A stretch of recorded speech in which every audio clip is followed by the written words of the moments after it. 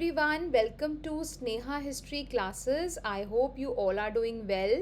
आज इस वीडियो में हम बात करेंगे regarding the administrative reforms of Lord Dalhousie. इससे इस टॉपिक से रिलेटेड मैंने ऑलरेडी कुछ वीडियोस अपलोड कर दी हैं। अगर आपको इस टॉपिक को और अच्छे से समझना है तो पहले आप वो वीडियोस जो हैं वो देख लीजिए।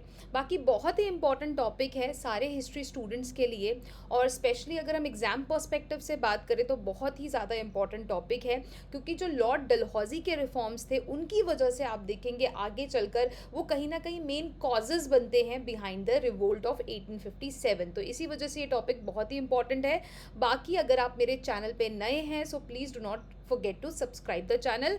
और मैंने बहुत सारी वीडियोस एंशिएंट इंडियन हिस्ट्री से रिलेटेड और मिडीवल इंडियन हिस्ट्री से रिलेटेड ऑलरेडी अपलोड करी हैं, आप प्लीज़ वो भी जाके व्यू कर सकते हैं। तो बहुत ही इंपॉर्टेंट टॉपिक है, जल्दी से शुरू करते हैं।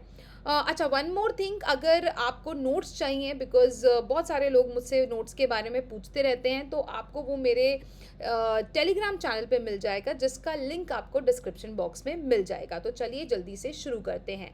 तो हमने लॉर्ड डलहौजी के एडमिनिस्ट्रेटिव रिफॉर्म्स डिस्कस किए थे, मिलिट्री रिफॉर्म्स हम ऑलरेडी कर चुके हैं।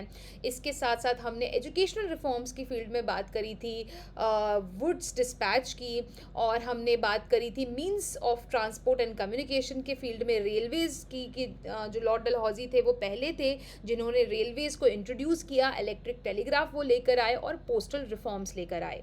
तो बहुत ही इंपॉर्टेंट रिफॉर्म्स आपको इनके टाइम पे देखने को मिलेंगे।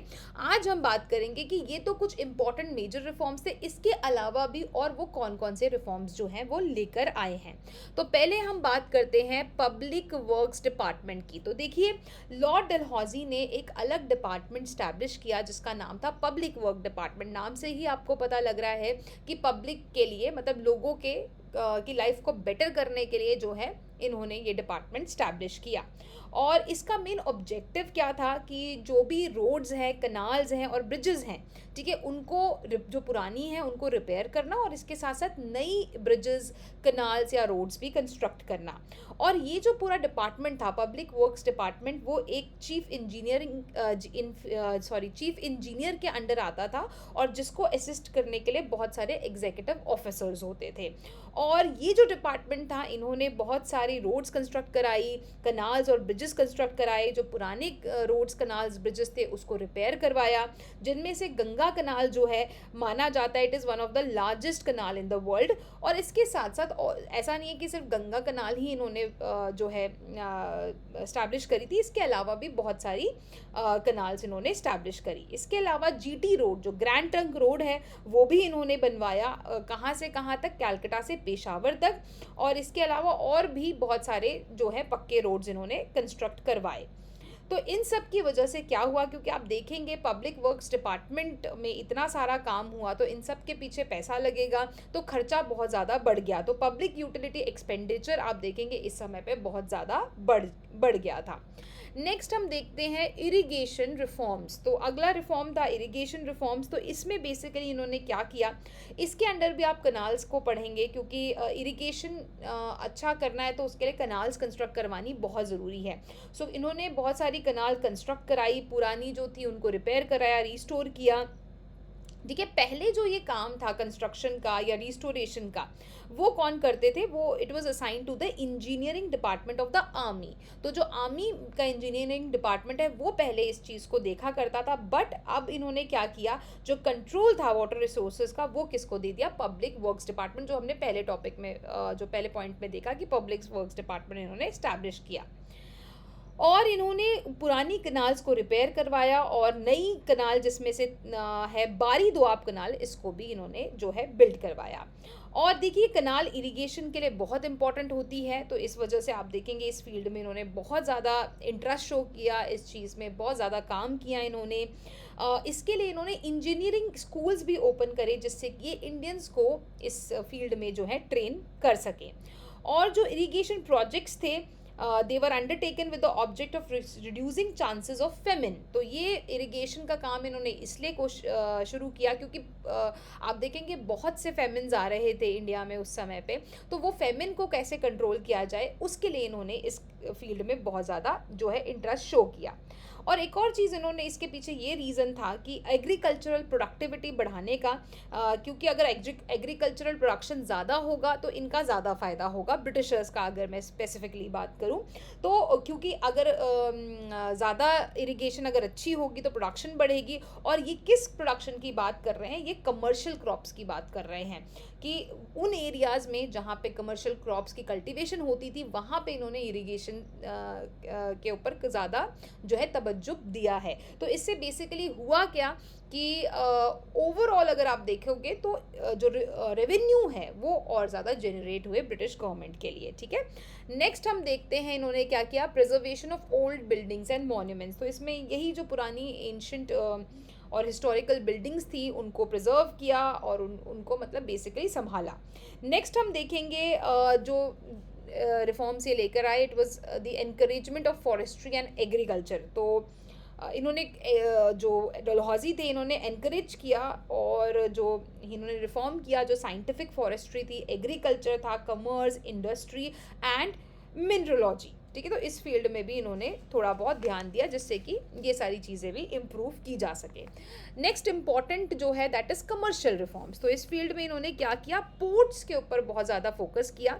जो इंडिया के पोर्ट्स थे उनको ओपन किया पूरे दुनिया के लिए, जिससे कि उनके साथ ट्रेड हो सके। और हार्बर्स ओपन किए गए, बंदरगाह जो है आप देखेंगे कराची में, बॉम्बे में, कलकत्ता में डेवलप किए गए। और जिससे कि और यहाँ पे बड़े बड़े जो है लाइट हाउसेस भी कंस्ट्रक्ट किए गए। तो बेसिकली ये पोर्ट्स इसलिए बनाए थे कि जिससे कि इंटरनेशनल ट्रेड हो सके। बट एक्चुअल में आपको पता है वो ट्रेड सिर्फ ब्रिटिशर्स मतलब लंदन के साथ करना चाहते थे। यहाँ से वो रॉ मटेरियल लेके जाते थे अपने देश में और वहाँ पे सस्ता जो है मतलब मैन्युफैक्चर करते थे मशीन से, क्योंकि वो कपड़ा बनता था या जो भी चीज़ें बनती थी वो मशीन से बनती थी तो वो सस्ती होती थी। फिर वही मैन्युफैक्चर्ड प्रोडक्ट वो इंडिया में वापस लाके बेचते थे। तो यहाँ से रॉ मटेरियल लेके जाते थे और यहाँ पे उनको मार्केट मिल गई थी जहाँ पे ये अपना सामान जो है वो सस्ते दामों पे बेच सके। तो इस पर्पस से बेसिकली इन्होंने इस फील्ड में इस चीज़ पे बहुत फोकस किया। सो इंडियन रिसोर्सेज जैसे कि कॉटन, टी और flax, they were develop to furnish supply raw material for the mills of Lancashire and Manchester. तो देखिए ये जो इंडस्ट्रीज थी, ये जो मिल्स थी लंदन में आप देखोगे लैंकनशायर, मैनचेस्टर मिल्स थी, तो इनको सस्ता जो है रॉ मटेरियल ये यहाँ से लेकर जाते थे और उसके बदले में वहाँ से मैन्युफैक्चर्ड गुड्स लेकर आते थे और यहाँ की इंडिया की मार्केट में उसको बेचा जाता था। और इसके अलावा he also followed the policy of free trade and lifted all restriction imposed on the trade. कि बेसिकली क्या है मतलब जो ब्रिटिशर्स हैं उनको और कैसे फ़ायदा हो। तो एक तो रॉ मटेरियल सस्ते दामों पे लेके जाएंगे, ऊपर से मार्केट मिल गई अपना सामान बेचने के लिए। दूसरी चीज़ क्या था, ट्रेड में जो भी टैक्सेस लगते थे, जो भी ड्यूटीज़ लगती थी वो सारी इन्होंने हटा दिया। ट्रेड बिल्कुल फ्री हो गया, कोई रिस्ट्रिक्शन उसके ऊपर नहीं थी। All the duties and other taxes imposed on imported goods were dropped. तो जिससे कि अगेन उनको फ़ायदा हो कि अगर वो यहाँ से कोई कमोडिटी लेकर अपने देश में जा रहे हैं तो उनको कोई ड्यूटी ना पे करनी पड़े, जब वापस लेकर आ रहे हैं यहाँ मार्केट में बेचने के लिए तो उनको कोई चीज़ पे ना करनी पड़े। तो ये सब चीज़ें इसलिए की गई जिससे कि उनको फ़ायदा हो सके। जिसकी वजह से क्या होता है, जो इंग्लिश गुड्स थे they imported in India became cheaper than the Indian goods. तो बेसिकली ये पूरी स्ट्रैटेजी थी, ये पूरी प्लानिंग थी, पूरी स्ट्रैटेजिकली इन्होंने हमारी इंडस्ट्री ख़त्म करी। इन्होंने बेसिकली क्या किया कि यहाँ से सस्ते दामों पे रॉ मटेरियल लेके जाते थे, अपनी मिल्स में वो प्रोडक्ट बनाते थे और वापस लाके इस मार्केट में बेचते थे। अब क्योंकि उनको कोई ड्यूटी पे नहीं करनी पड़ती थी तो जो उनका सामान होता था, एक तो मशीन से बना हुआ है वैसे ही सस्ता होता था, और बिकॉज उनको कोई ड्यूटी नहीं पे करनी पड़ती थी तो वो और सस्ता हो जाता था। तो जिसकी वजह से सस्ते दामों पे यहाँ पे बेचते थे। और जो वहीं पे जो इंडियन गुड्स हैं, और क्योंकि वो हाथों से बनी है और उनके ऊपर ड्यूटीज़ भी लगी हुई है, तो वो जो उनकी गुड्स होते थे वो महंगे होते थे। तो आप देखोगे ब्रिटिश गुड सस्ता होता था और इंडियन गुड महंगा होता था। तो इस तरीके से पूरी जो मार्केट थी उसको डोमिनेट कर लिया जो ब्रिटिश मैन्युफैक्चर्ड प्रोडक्ट्स थे उसने। और इस तरीके से पूरी मतलब प्लानिंग के साथ स्ट्रैटेजिकली आप देखोगे इंडियन इंडस्ट्री को पूरी तरीके से ख़त्म कर दिया गया। और इसकी वजह से आप देखोगे इंडिया की जो कॉटेज इंडस्ट्री थी वो पूरी ख़त्म हो जाती है, जिसकी वजह से अनएम्प्लॉयमेंट भी बढ़ जाती है। तो देखिए जब आप ड्रेन ऑफ वेल्थ पढ़ते हैं या जब आप डी इंडस्ट्रियलाइजेशन पढ़ते हैं, तो ड्रेन चेन ऑफ वेल्थ में आपको समझ में आएगा कि किस तरीके से ये सारा पैसा अपने देश लेके जा रहे थे। और जब आप डी इंडस्ट्रियलाइजेशन टॉपिक की बात करते हैं तो उसमें आपको पता लगेगा कि किस तरीके से प्लानिंग के साथ ब्रिटिशर्स ने हमारी इंडस्ट्री पूरी तरीके से ख़त्म कर दी। तो अब वो लोग जिनके पास जो ये कॉटेज इंडस्ट्री चलाते थे, जो कि जिनकी पीढ़ियां इसी काम में लगी हुई थी, अब वो उनके पास कोई काम ही नहीं था।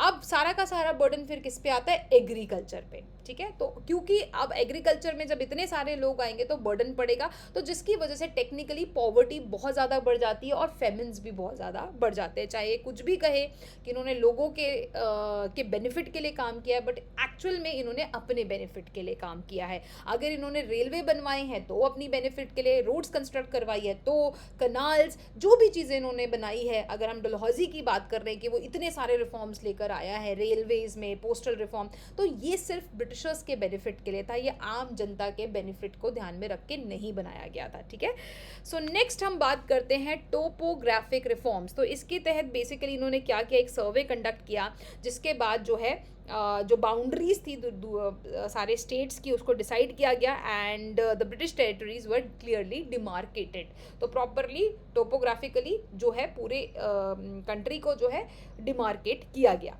नेक्स्ट ये क्या करते हैं, सोशल रिफॉर्म्स। ठीक है, तो सोशल रिफॉर्म्स की फील्ड में खैर बहुत ज़्यादा तो नहीं किया है, थोड़ा बहुत इन्होंने किया है, वो हम देख लेते हैं।